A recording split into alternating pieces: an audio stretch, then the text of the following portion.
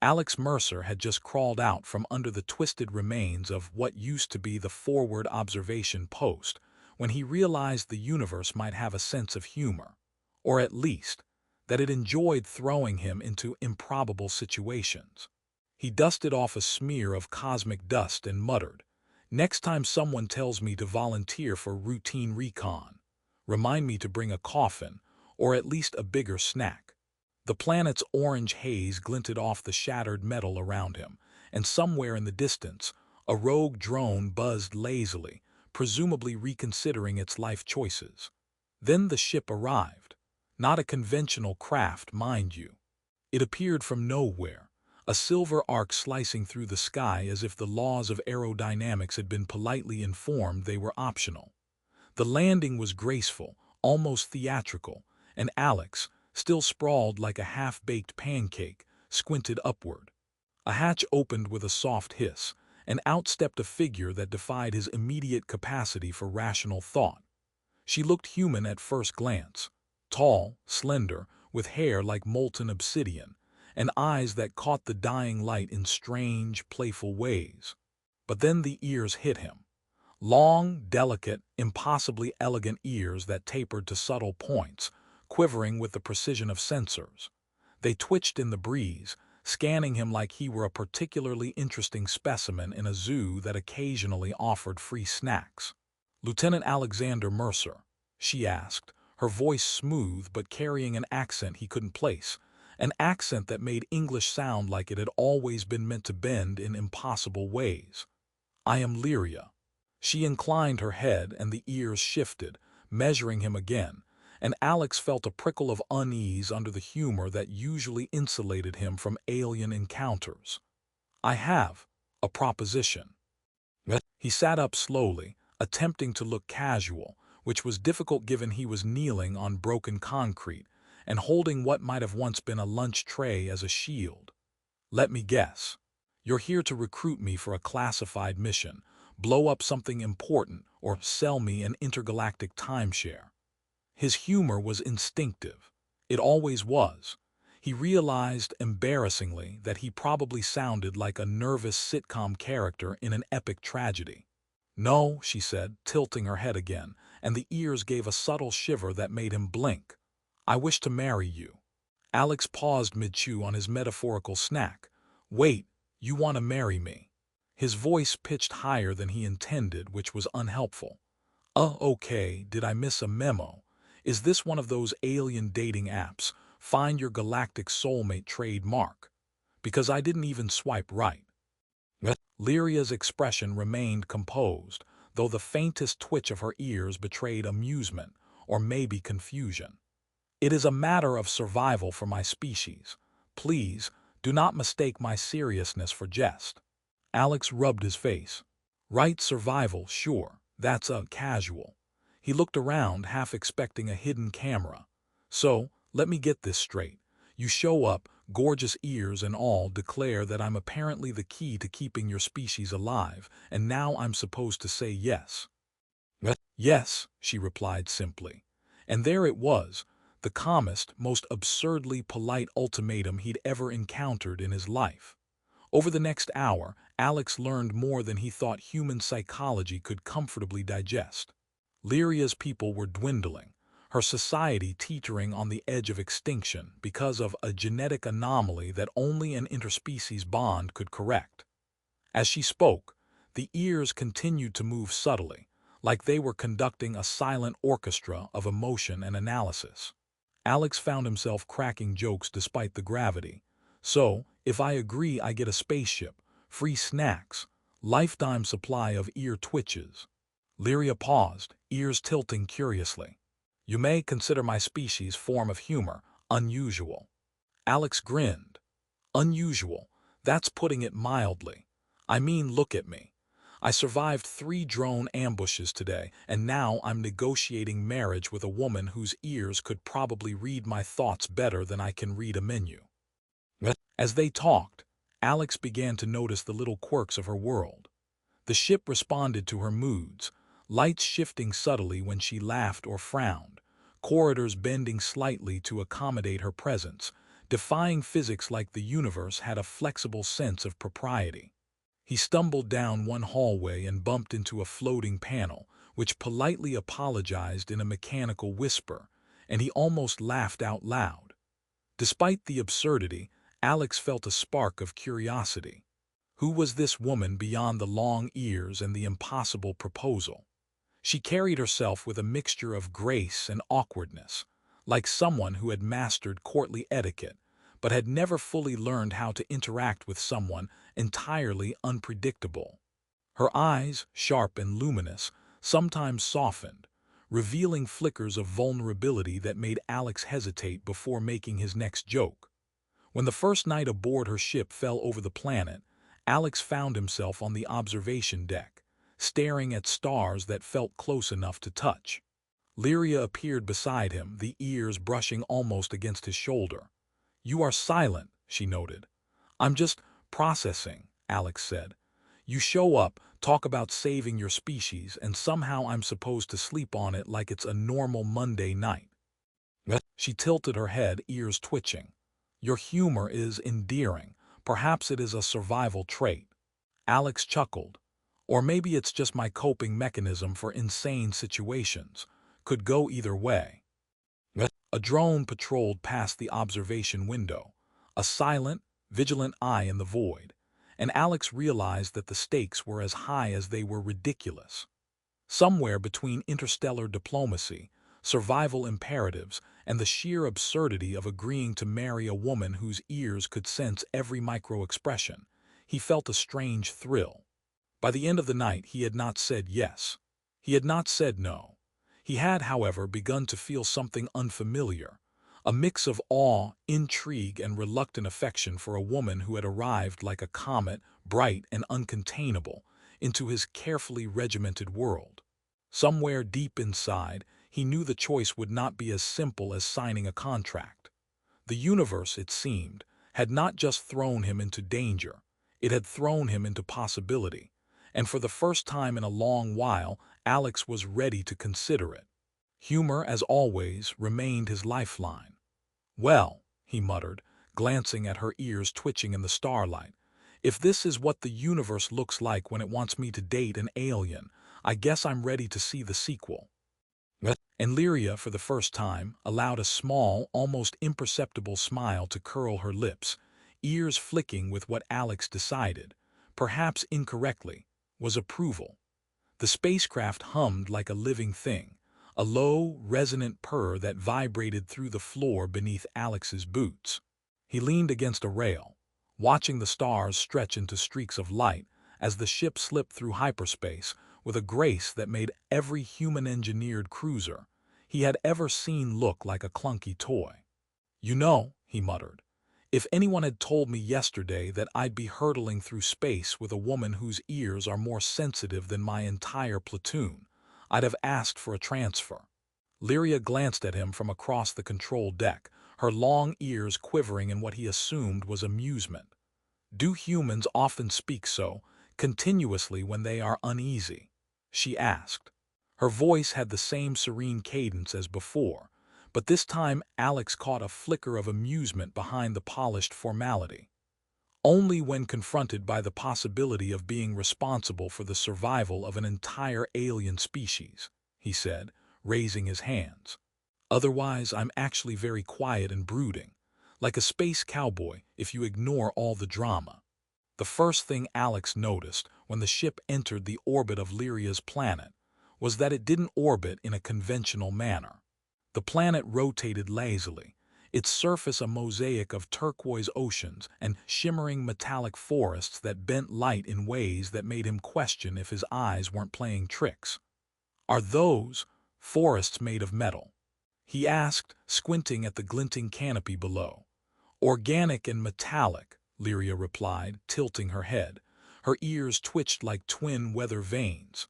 "Our world evolved in resonance with mineral currents beneath the crust.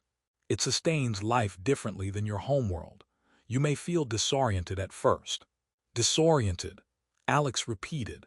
"Lady, I'm still trying to wrap my head around the part where you just, out of nowhere, asked me to marry you." He gestured helplessly, nearly knocking over a console. "If I get any more disoriented, I might accidentally sign a treaty with my toaster." Lyria's lips twitched just slightly. "Your humor is persistent."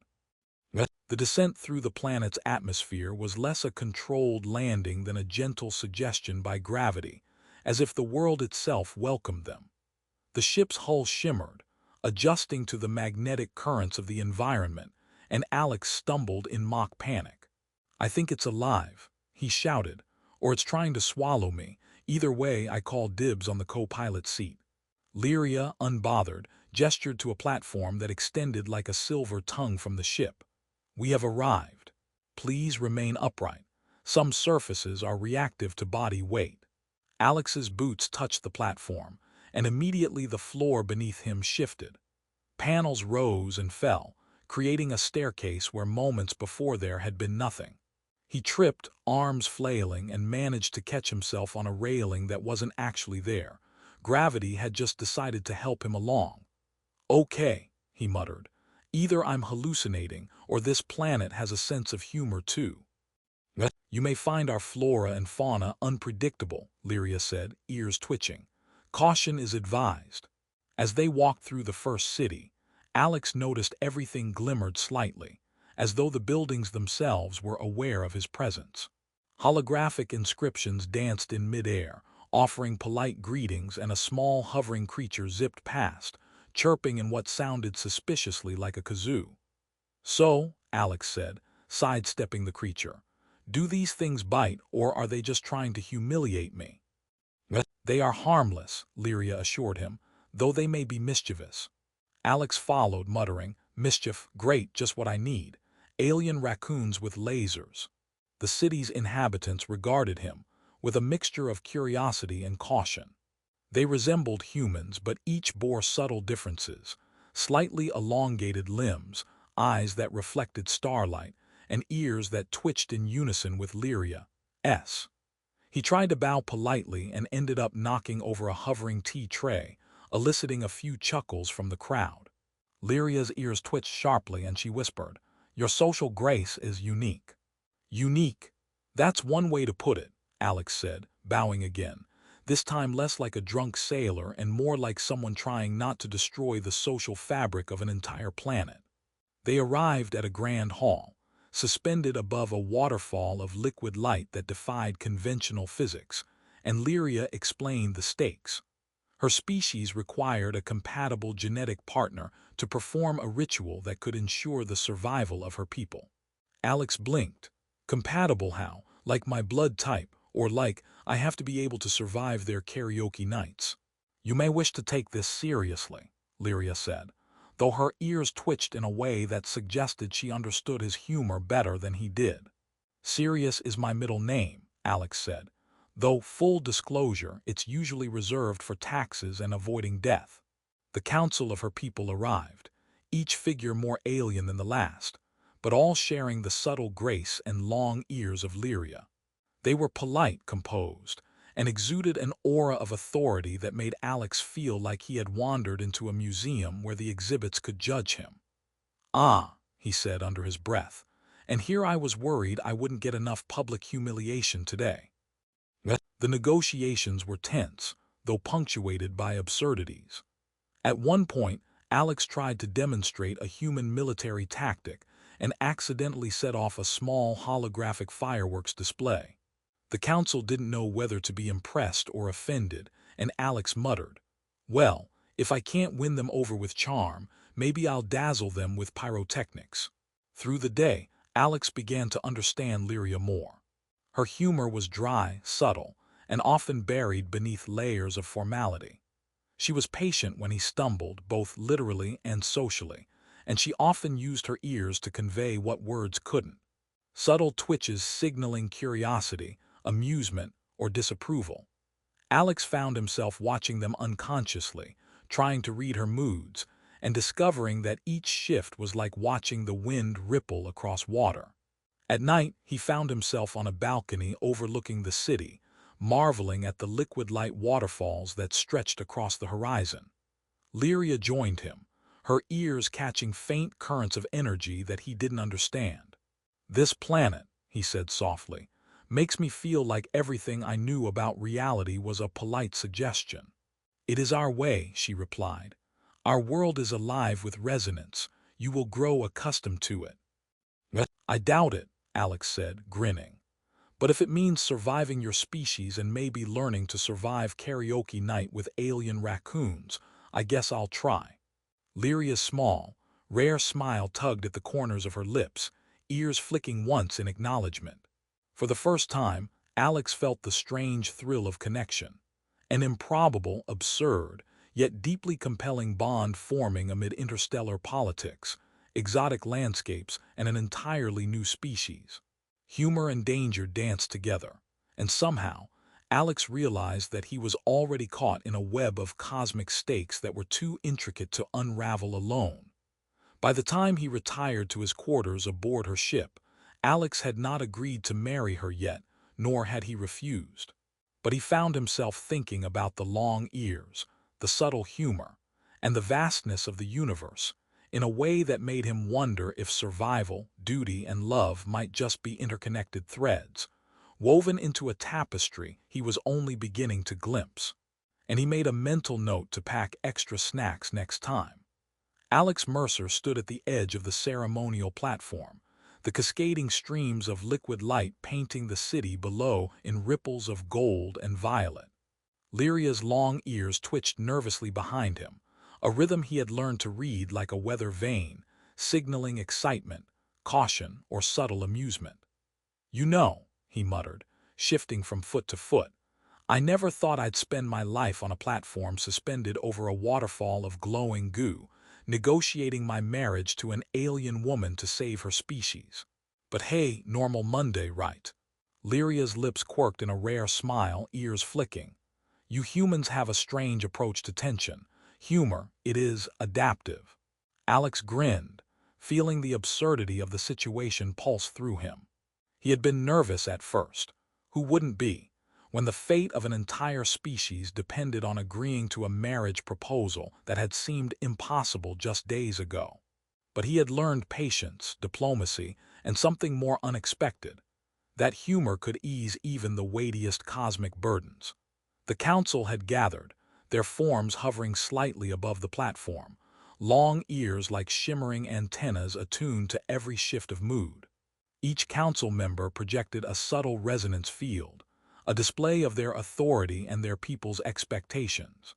Alex had stumbled through protocol, accidentally activating one of the council's levitating seat mechanisms and spinning in a slow orbit, which elicited suppressed chuckles from even the most austere figures. He waved sheepishly. I call that a demonstration of human agility under pressure. Lyria's ears twitched sharply and she leaned close, whispering, Your resilience and humor, it has endeared you to them. Endearment is my superpower, Alex said, though I usually reserve it for surviving alien raccoons, malfunctioning drones, and karaoke disasters. The first phase of the ritual began, a scan to determine genetic compatibility. Lyria's species had evolved a complex bioresonance system, visible only through a lattice of glowing energy strands. Alex had to stand still as intricate beams of light entwined around them, scanning, testing, measuring. Feels like someone's reading my resume, he muttered. Hope it doesn't see my high school poetry phase. Lyria laughed quietly. The sound was like wind over crystal, and the resonance around them responded with a soft shimmer. It is complete, she announced after a tense few minutes. Her ears twitched with visible relief. You are compatible. Alex blinked. Compatible, I mean I passed, right? No cosmic disqualifications. You passed, Lyria said firmly, her eyes holding his. And more than that, you belong. That single word shifted everything. The humor, the awkward jokes, the improbable circumstances. It all condensed into a quiet recognition that what they shared went beyond necessity. Love, respect, and a strange bond of understanding had grown where neither had expected it. The council rose in acknowledgement, their energy fields synchronizing, bathing the platform in a halo of shimmering light. Alex held his hands up. Before we proceed, may I ask, Does anyone here do wedding crashers? Because if so, I may have underestimated the space-time continuum's sense of irony. A few council members twitched in what Alex interpreted as amusement. Lyria's ears flicked sharply. You humans always humor. The final phase was ceremonial, the uniting of their energy fields to stabilize Lyria's species, reproductive sequence. Alex stepped forward, feeling the resonance connect with him through the long ears brushing slightly against his arms, through the subtle hum of her presence. He felt fear, excitement, and a profound responsibility, but also, unexpectedly, joy. "Ready?" Lyria asked, her voice calm but tinged with emotion. Her ears flicked forward, brushing his shoulder as if to anchor him. "Ready," Alex said, though he couldn't resist a small joke. "And I promise, no intergalactic karaoke tonight, unless you want to risk it." Her rare laugh echoed across the platform, blending with the city's cascading light. They joined hands, the energy lattice weaving around them, solidifying not only the ritual but the bond that had grown through banter, crises, and the improbable humor that had softened each tense moment. Sparks of light shot upward, streaming across the sky, a living testament that the sequence had succeeded. The council erupted in ceremonial acknowledgement, and Alex, ever human, gave a mock bow. "Well, I survived. Did I get a medal, or at least a lifetime supply of snacks?" "You have earned more than rewards," Lyria said softly, ears flicking in subtle affection. "You have earned connection, trust, and perhaps love." Alex looked at her, this alien woman who had challenged everything he thought he knew, whose long ears had twitched through every misstep, every joke, every moment of hesitation. "Love, huh?" he said, smiling. "I think I can manage that, especially if it comes with glowing waterfalls and gravity that sometimes takes tea trays hostage." In the following days, the planet's society began to stabilize. The ritual had not only ensured the survival of Lyria's species, but had also sparked a subtle transformation in Alex. Military precision still lived within him, but now tempered with diplomacy, patience, and the understanding that even the gravest circumstances could be approached with humor and creativity. He walked through the city with Lyria, the two of them exchanging jokes as much as conversation. Alien children with glowing patterns watched curiously, and small